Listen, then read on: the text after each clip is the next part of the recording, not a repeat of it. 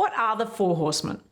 Yeah, the four horsemen are criticism, defensiveness, contempt, and stonewalling. So those are four things that we all do. Exactly, we're all human. When does it actually become a problem? I think once it starts eroding, every couple or every relationship are going to have perpetual problems. And, these are things that we're going to talk about all the time. But it's how you talk about the problems and how you actually communicate with your partner that really have a lot to do with couple satisfaction and if they feel safe, secure, loved, respected. So let's go through them. The first one being criticism. So criticism is really kind of talking about somebody's character, like, you're always late. What's wrong with you? You always do things wrong. If we want a gender stereotype, that women more often than not will use criticism in their ways of fighting or communicating poorly. If we looked at it, there's a difference between criticizing somebody and complaining, right? You can complain about something like, oh, the house was a mess when I got home and I feel really not valued, or I'm really exhausted.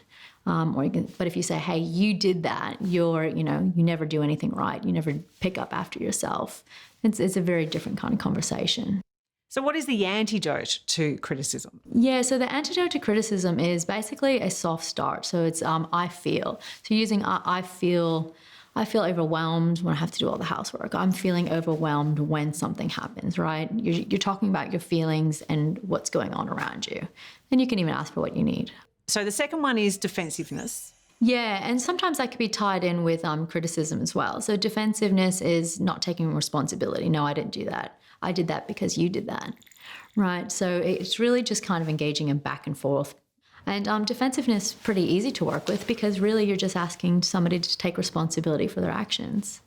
And that actually diffuses a situation quite well because then you won't get into the criticism and then the scoreboarding. The third one is contempt. Yes. How does that work? Now, that's probably one of the most detrimental ones because it's very disrespectful and it's basically saying it's coming from a place of superiority, like I'm better than you. So that can look like nonverbal cues like eye rolling. It can be sarcasm. It can be just mocking the other person, and it really kind of makes the other person not feel valued, safe, and respected. So that's really one to be mindful of. And the fourth one is stonewalling. Stonewalling. And yes, if we looked at gender roles again, more often than not, males are very good at, or that's their go-to. 85% usually of genders are males who stonewall. And that's basically getting so emotionally flooded or overwhelmed with the content of the conversation that they just shut down, right? A person will just stop listening. They might walk away from the situation. They're just basically shutting down and just telling the person, I'm not listening to you anymore. So what's the antidote to stonewalling? So that's physiological soothing. And what that means is really being aware of, when your buttons are really being pushed and when you're really at that kind of boiling point. So if the content's getting really emotional or really, really heightened, you're not listening anymore, even just verbalizing that to your partner.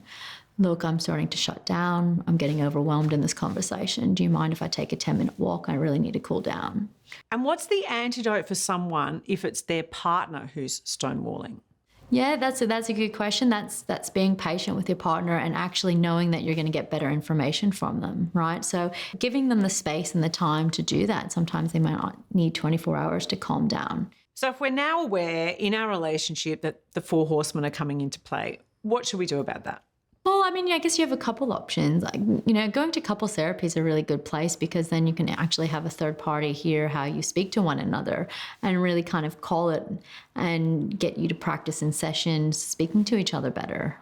And a lot of couples come in to, find better communication methods and tools so that they can fight smarter at home. They can have difficult conversations. So if you can at least be mindful of the horsemen and, how you can be a better communicator, that's kind of half the battle.